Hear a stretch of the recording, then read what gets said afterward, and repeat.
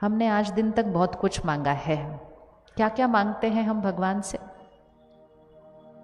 हम क्या क्या मांगते हैं? स्कूल में जिस दिन एग्ज़ाम होता था तो उसके सामने जाके खड़े हो जाते थे। मैं तो बहुत खड़ी हुई थी। बस मेरा आज ये वाला एग्ज़ाम ठीक हो जाए, बस आज मेरे ये वाले इतने नंबर आ जाए।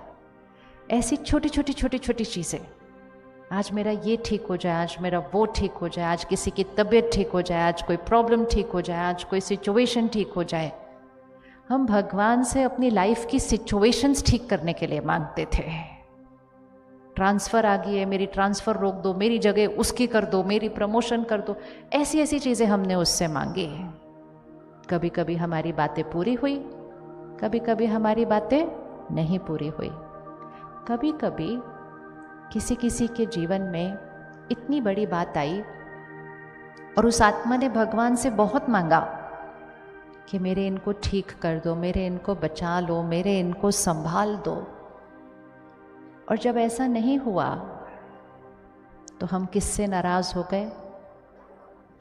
हम किससे नाराज़ हो गए? हम उससे नाराज़ हो गए, क्योंकि कहीं ना कहीं हमने बचपन से सुना था कि हमारे जीवन में जो कुछ हो रहा है वो किसकी मर्जी से हो रहा है? पत्ता पत्ता भी ईश्वर की मर्जी से हिलता है। ये दुनिया भगवान की मर्जी से चलती है। राइट या रॉन्ग? कौन कौन मानता है इस बात को कि ये दुनिया परमात्मा की मर्जी से चलती है? आप सब स्वीकार करते हैं इस बात को कि सब कुछ भगवान की मर्जी से हो रहा है? आप स्वीकार करते हैं इस बात को? Yes everybody? अच्छा, तो ये जो आजकल देश में इतनी बारिश चल रही है, इतने लोगों के घर टूट रहे हैं, कई आत्माओं ने शरीर छोड़ा है, उससे 2 साल पहले कोविड आया है, इतने परिवार के सदस्य अपनी यात्रा पर आगे चले गए। आज सुबह सब ठीक था, रात को सब कुछ बदल गया। ये सब कुछ परमात्मा की मर्जी से हो रहा है।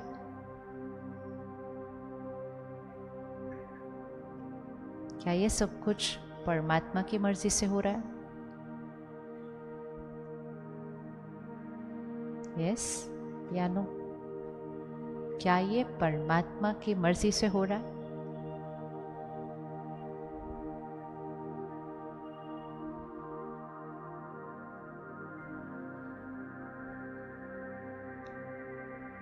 एक बच्चा सुबह निकलता है लेकिन शाम को वापस नहीं आता है। ये परमात्मा की मर्जी से हो रहा है।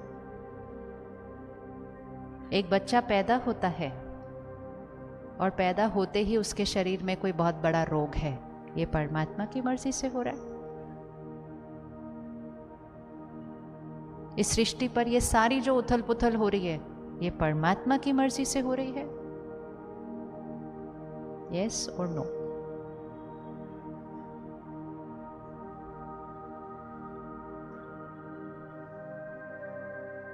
अगर आपकी मर्जी से आपके बच्चे का भाग्य लिखा जाए तो आप अपने बच्चे का भाग्य कैसा लिखेंगे?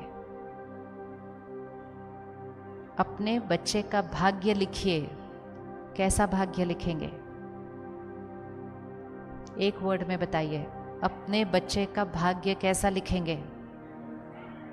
बेस्ट। कभी कभी बीमार? कभी कभी बीमार नहीं? कभी कभी स्कूल में फेल?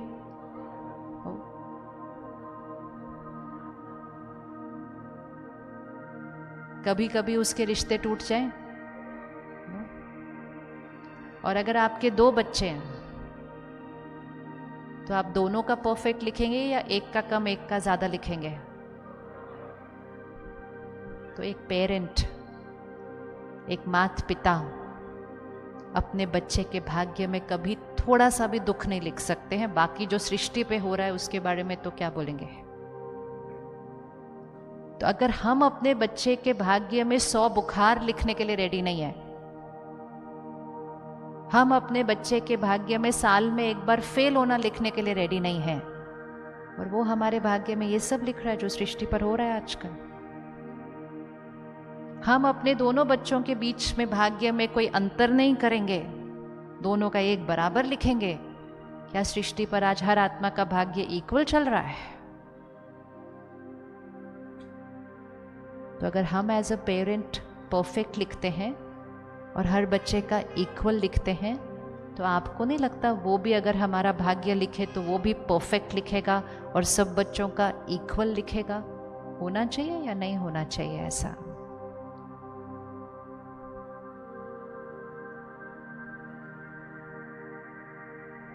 एक और बात बचपन से सुनी थी कि जैसा कर्म करेंगे वैसा फल मिलता है। हमारे कर्मों से हमारा भाग्य लिखा जाता है। यस और नो?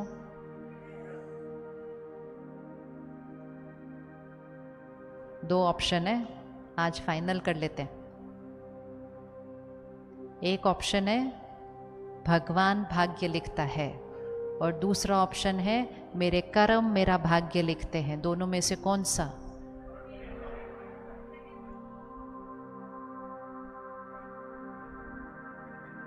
सेकंड वन ना? तो फिर फर्स्ट वाले में इसके बाद कभी हाथ मत उठाना फिर से, क्योंकि होता क्या है, हमने कहीं से सुना, हमने उस पर बैठकर चिंतन भी नहीं किया कि सृष्टि पर आजकल इतना कुछ हो रहा है, भगवान ऐसा क्यों करेगा हमारे साथ। तो उससे क्या होता है, जब हमारे जीवन में कोई भी संकट आती है, कोई बात आती है, हम उसका इल्ज़ाम किस पर रख देते हैं? हम कहते हैं उसकी भाभी, उसने किया। और फिर इतना उसको पुकारते हैं, इतना उससे मांगते हैं, और फिर भी अगर वो बात ठीक नहीं होती है तो हम किससे नाराज़ हो जाते हैं? हम उससे नाराज़ हो जाते हैं। जिस परिस्थिति में हमें उसकी शक्ति की सबसे ज़रूरत होती है, हम उससे ही किनारा कर लेते, कहते हैं ऐसा भगवान मुझे चाहिए ही नहीं अपनी लाइफ के अंदर, क्योंकि मेरे पास एक गलत बिलीफ सिस्टम था कि उसने ये भाग्य लिखा है, उसको मैंने इतना बोला ठीक करने के लिए, फिर भी उसने मेरी बात ठीक नहीं की। तो एक गलत बिलीफ सिस्टम हमारा जीवन जीने का तरीका बदल देता है। तो आज से पक्का करते हैं, मेरा भाग्य किसने लिखा? मेरा भाग्य किसने लिखा? मेरा भाग्य किसने लिखा? और अगर मुझे अपने भाग्य में कुछ बदलना है तो मुझे किसके पास जाना है? अगर मुझे अपने भाग्य में कुछ बदलना है तो मुझे किसके पास जाना है? किसके पास? उंगली रखो, किसके पास जाना है? खुद के पास आना है। तो परमात्मा का क्या रोल है फिर? अगर मेरा भाग्य ही मैं लिखती हूँ तो फिर परमात्मा का क्या रोल है? आपका, आपके बच्चों के भाग्य में क्या रोल है? आप अपने बच्चों को शिक्षा देते हैं, ऐसा करो, ऐसा नहीं करो। देते हैं या नहीं देते हैं? ऐसा करो, ऐसा नहीं करो, मतलब ज्ञान देते हैं।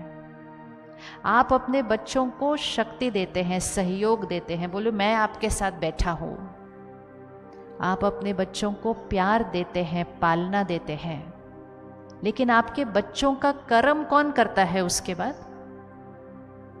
आपके बच्चों का कर्म कौन करता है उसके बाद? वो बच्चे खुद करते हैं। और जब वो कर्म करते हैं, उस कर्म का एक परिणाम आता है, और जब उस कर्म का परिणाम आता है, क्या आप उस कर्म के परिणाम को आने से रोक सकते हैं अपने बच्चे के जीवन में? नहीं रोक सकते हैं। लेकिन फिर उस टाइम आपका रोल क्या होता है? जब कर्म का परिणाम आता है, तब भी आप अपने बच्चे को उस परिणाम का सामना करने का ज्ञान देते हैं, राय देते हैं, उस परिणाम को फेस करने की शक्ति देते हैं, प्यार देते हैं। लेकिन परिणाम का सामना किसको करना है? उस बच्चे को करना है। सेम रिलेशनशिप है हमारा और परमात्मा का। माता पिता, हम बच्चे तेरे। परमात्मा हमें हर कर्म करने का ज्ञान देते हैं, परमात्मा हमें उस कर्म पर चलने की शक्ति देते हैं, परमात्मा हमें प्यार देते हैं। लेकिन कर्म किसने करना होगा? कर्म किसने करना होगा? वो मैंने करना होगा। तो दो ही चीज़ है हमारे जीवन में जो सबसे इम्पोर्टेंट है। और वो दो चीज़ें हैं हमारे कर्म और हमारे संस्कार, क्योंकि संस्कार से ही कर्म बनेगा। और ये जो शक्ति है आत्मा, इस पर हर संस्कार और कर्म रिकॉर्ड होता जा रहा है। एक क्षण आएगा मैं आत्मा शरीर छोड़ूंगी। हम में से कौन कौन शरीर छोड़ेगा? पता होना चाहिए, ये पता होना चाहिए और याद रहना चाहिए, ये याद रहना चाहिए कि मैं आत्मा एक क्षण में शरीर छोड़ूंगी। और कोई चीज़ निश्चित हो या न निश्चित हो, ये बात निश्चित है कि I will die, I will, मैं आत्मा शरीर छोड़ूंगी। और जिस क्षण मैं आत्मा शरीर छोड़ूंगी, मैं अपने साथ क्या लेकर जाऊंगी? क्या लेकर जाऊंगी? दो ही चीज़ें लेकर जाऊंगी। क्या क्या मैं पीछे छोड़कर जाऊंगी? चलो अब एक बार आप बताओ, जब आप शरीर छोड़ेंगे आप क्या क्या पीछे छोड़कर जाएंगे? ये शरीर, ये तो उसी दिन खत्म कर दिया जाएगा।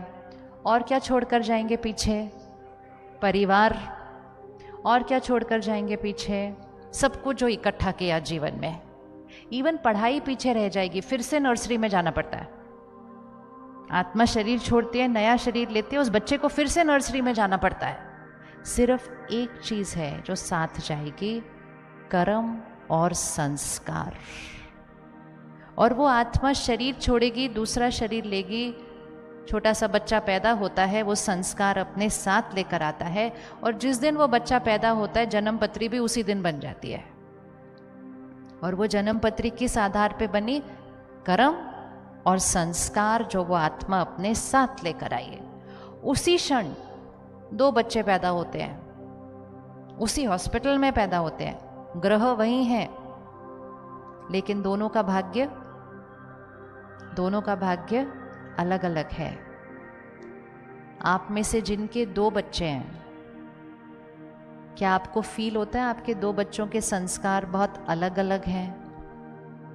किसको लगता है मेरे बच्चों के संस्कार बहुत अलग अलग हैं? ये अंडरस्टैंडिंग है। कई बार तो जुड़वा बच्चे हैं, ट्विंस, दिखने में भी आइडेंटिकल हैं, लेकिन संस्कार और भाग्य बिल्कुल अलग अलग है। क्यों? क्योंकि उनके प्रेजेंट में सब कुछ आइडेंटिकल है। घर सेम, परिवार सेम, स्कूल सेम, दोस्त सेम, सब कुछ सेम, लेकिन उन दोनों का पास्ट अलग है। वो अलग अलग कर्म और संस्कार लेकर आए हैं। तो यही दो चीज़ें हैं जो अविनाशी है, इटर्नल है, हमेशा मेरे साथ रहेगी। एक और चीज़ हम पीछे छोड़ कर आते हैं, बताओ कौन सी? शरीर, परिवार, पढ़ाई, सामान, धन, कुछ और?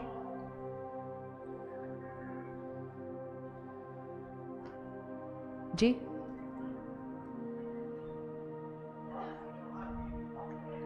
हम छोड़कर पीछे जाते हैं वो सारी बातें जिनको हमने शरीर में रहते हुए बहुत बड़ा बना दिया था। एक सेकंड में वो सारी बातें पीछे छूट जाती हैं। और अगर हमें ये याद रहे तो हम किसी भी बात को इतना बड़ा न बनाने की बजाय बड़ी बड़ी बातों को छोटा करके फिनिश कर देंगे, जब मुझे याद रहेगा कि वो यहाँ रिकॉर्ड हो रही है। अब अपनी जीवन की बातों को चेक करना। इसने वो किया, उसने ये किया, इसने उस दिन मेरे साथ ऐसा किया, उसने पिछले साल ऐसा किया, उस दिन उसने बुलाया था ठीक से बात नहीं किया, उस दिन उसने फ़ोन नहीं किया। बातें बातें बातें बातें बातें, कितनी बातें। और वो सारी बातों को हमने यहाँ पकड़ के रखा हुआ है। किस किस के पास है बातें पकड़ी हुई? किसके? हाथ उठा लो, बतानी थोड़ी है बातें। अब पूछो अपने आप से, इसमें से कौन सी ऐसी बात है जो आगे जाने लायक है मेरे साथ? और अगर नहीं है तो खत्म कब करना होगा? क्या पता इस तूफान की वजह से मैं घर ही ना पहुंचूं। शरीर तो हम आज यहां से निकल कर छोड़ सकते हैं, इसका मतलब ये नहीं हम सारा दिन ये सोचते रहते हैं कि मैं मरने वाला हूँ, नो। लेकिन इसका मतलब ये रेडी हम रहते हैं कि मैं आत्मा किसी भी क्षण शरीर छोड़ सकती हूँ, इसलिए मुझे जो कुछ यहाँ छोड़ना है वो अभी छोड़ना है, मुझे टाइम नहीं मिलेगा बीच में छोड़ने के लिए।